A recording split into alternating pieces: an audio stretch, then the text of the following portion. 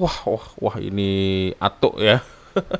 Kakek-kakek ini ya 001 ini. Saya kira cupu, ternyata suhu guys ya.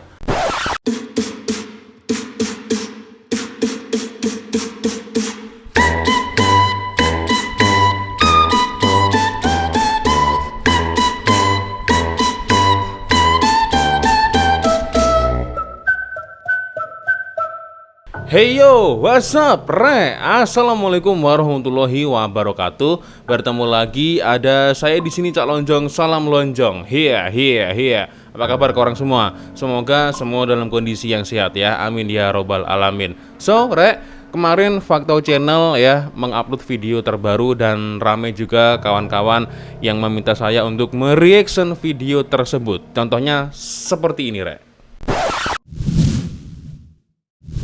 Ya, seperti yang kalian tengok Rek ya, tajuknya ini adalah berhubungan dengan film Squid Game. Nah, saya sarankan Rek ya, jika kalian belum menonton film Squid Game ya, saya harap kalian pause video ini dulu ya. Kalian close lah, kalian tinggalkan ya, kalian tonton dulu video Squid Game. Karena yang kita bahas nanti akan berisi tentang spoiler ya, bagaimana jalan cerita dari film Squid Game.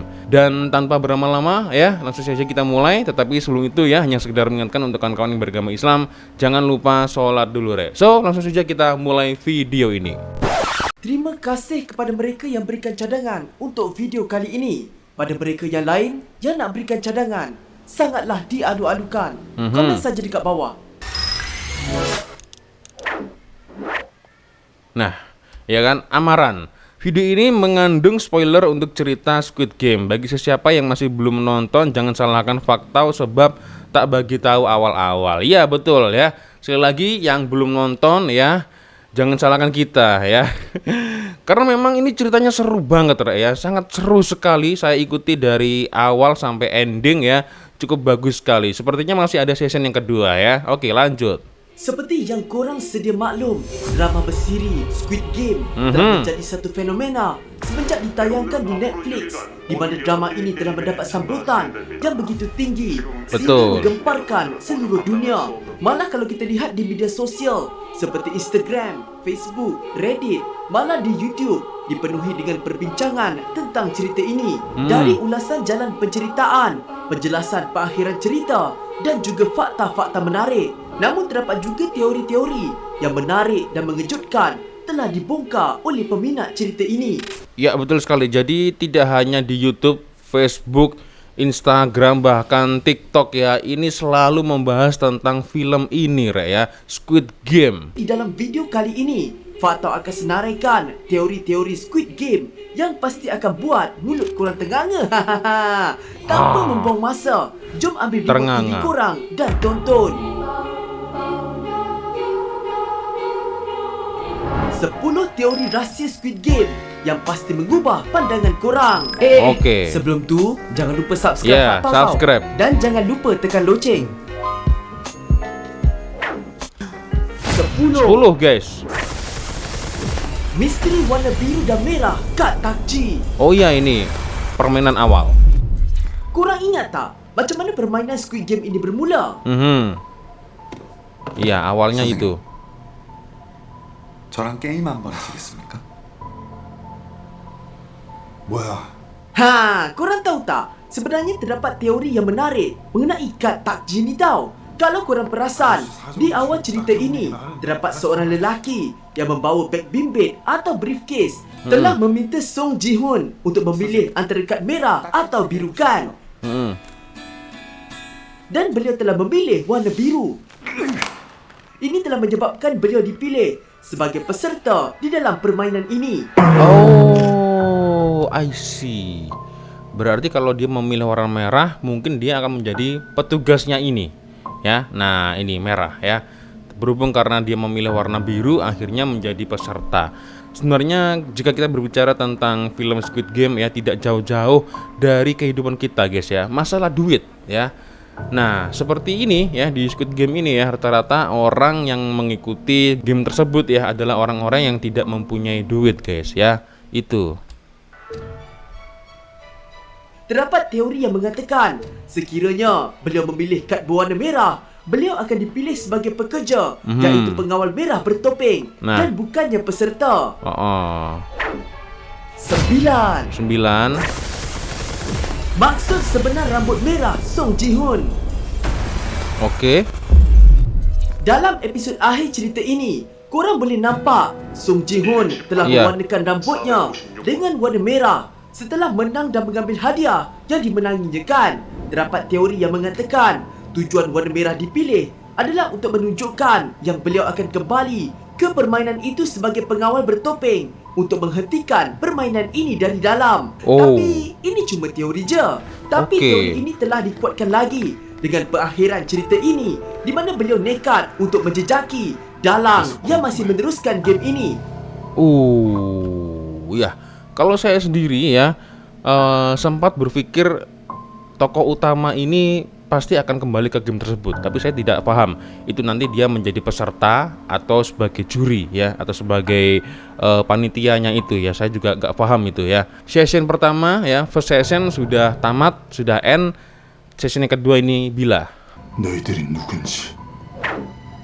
8. Kumpulan VIP sebenarnya adalah pemenang Squid Game.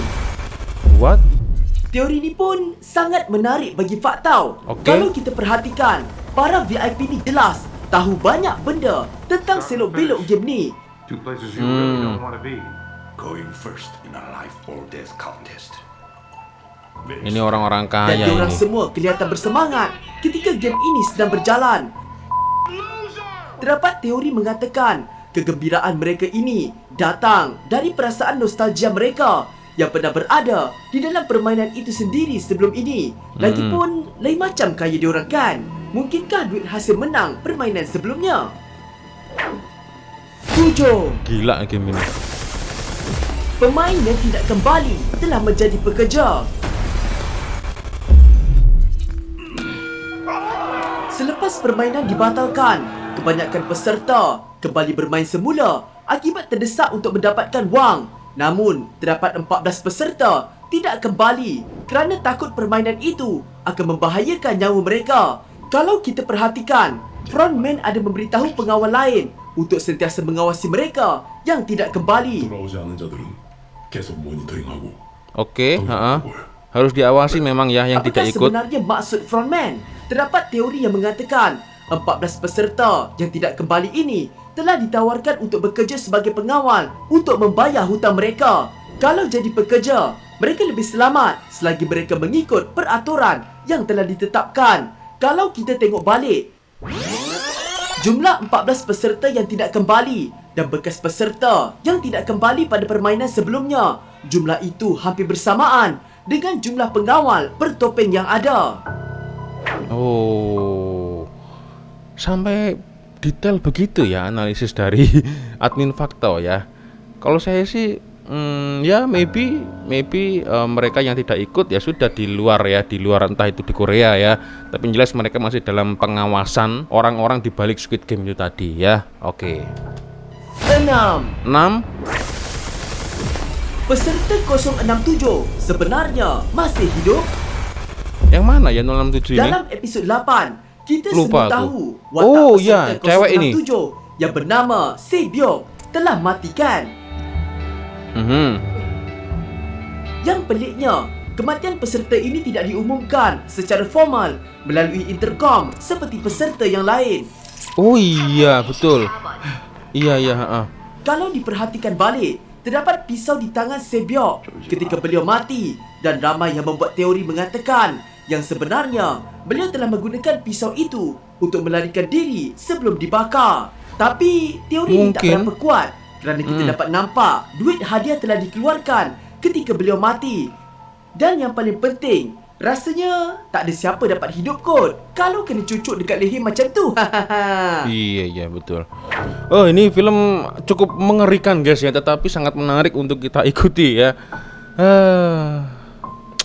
Ya itu yang cewek itu ya.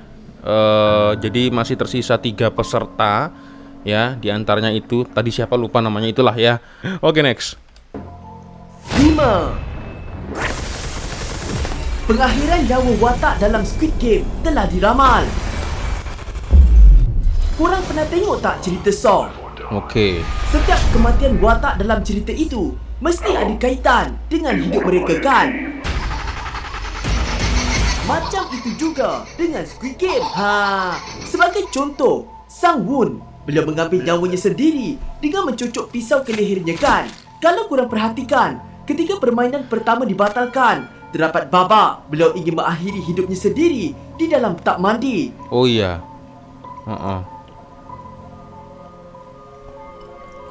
Sama juga seperti Samseng Deoksu yang mati kerana terjatuh dalam permainan jambatan kaca. Serem yang ini. Ini juga serem ini.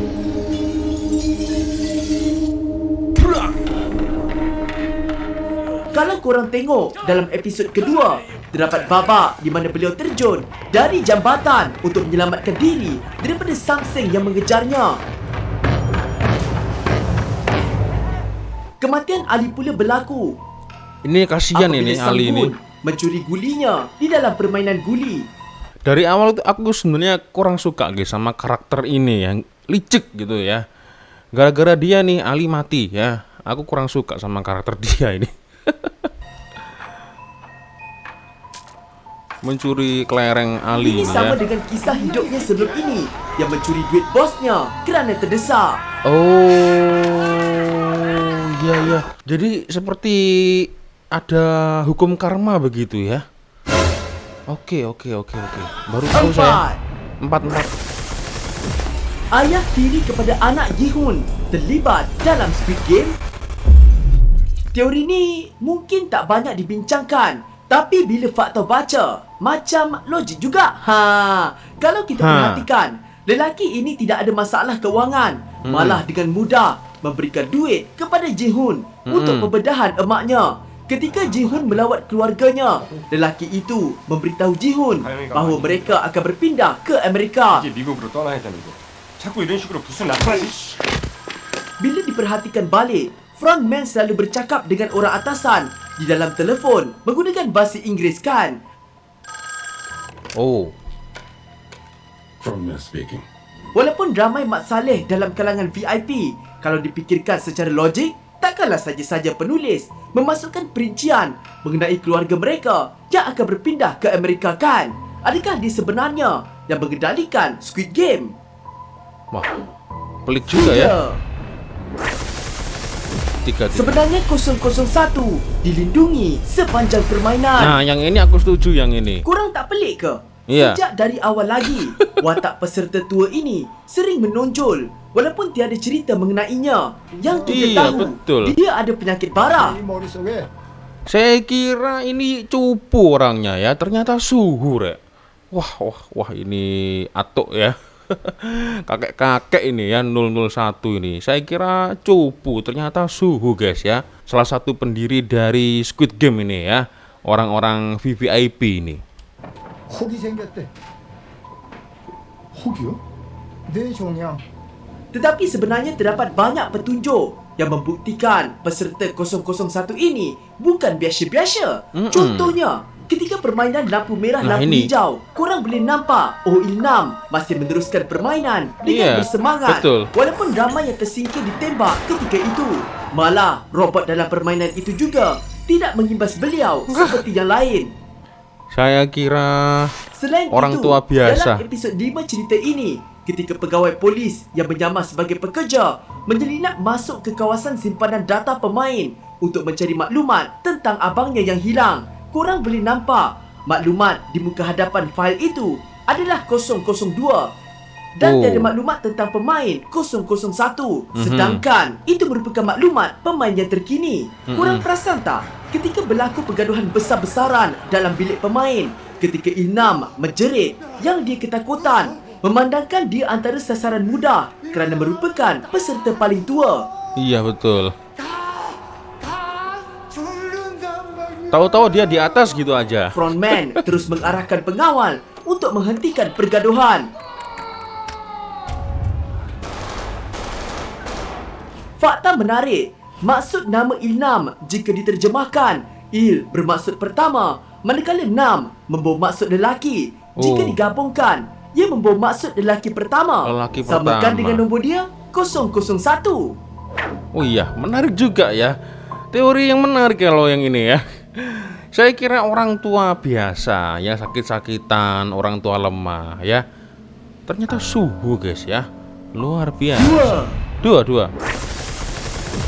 Oh Il-nam sebenarnya merupakan bapa kepada Song Ji-hoon. Mesti korang terkejut gila dengan teori ni kan? Kok bisa? Samalah dengan fakta.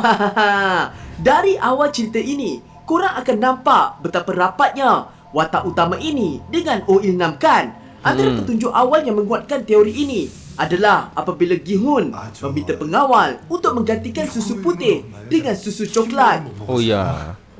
어릴 때도 이 흰 우유를 먹으면 소화가 안 돼서 Il-nam tergelak dengan telatahnya dan mengatakan bahawa anaknya juga seperti itu.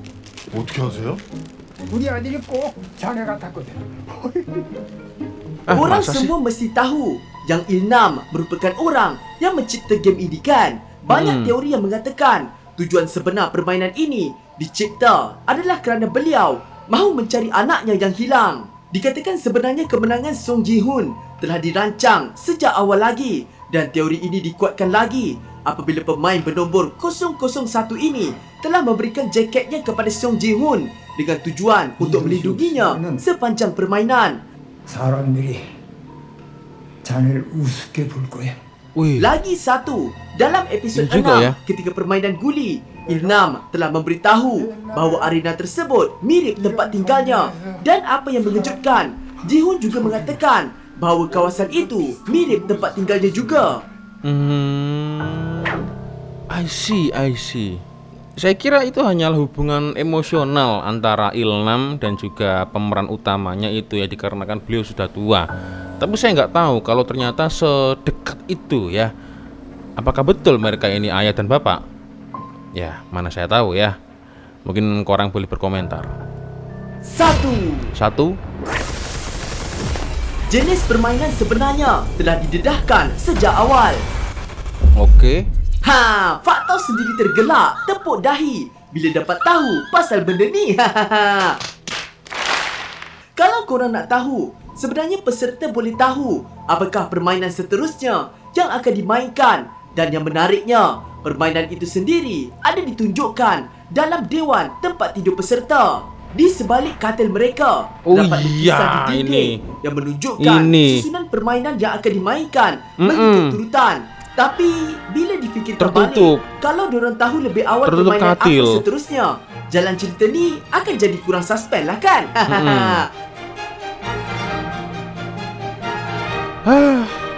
Ya. Ada lagi tak teori-teori tentang Squid Game yang fakta tertinggal?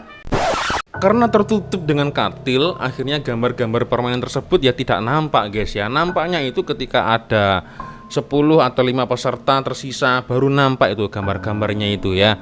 Dari main gundu, lalu main tali tarik tambang, lalu ya intinya permainan-permainan yang ada di Squid Game itu ya.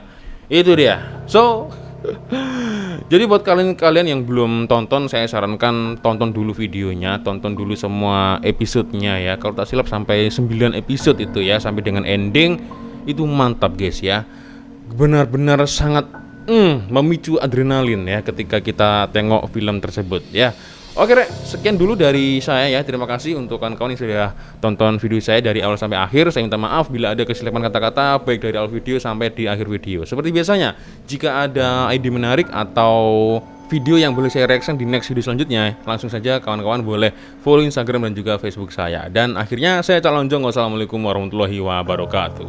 I love you Malaysia, I love you Indonesia. Bye bye Rek.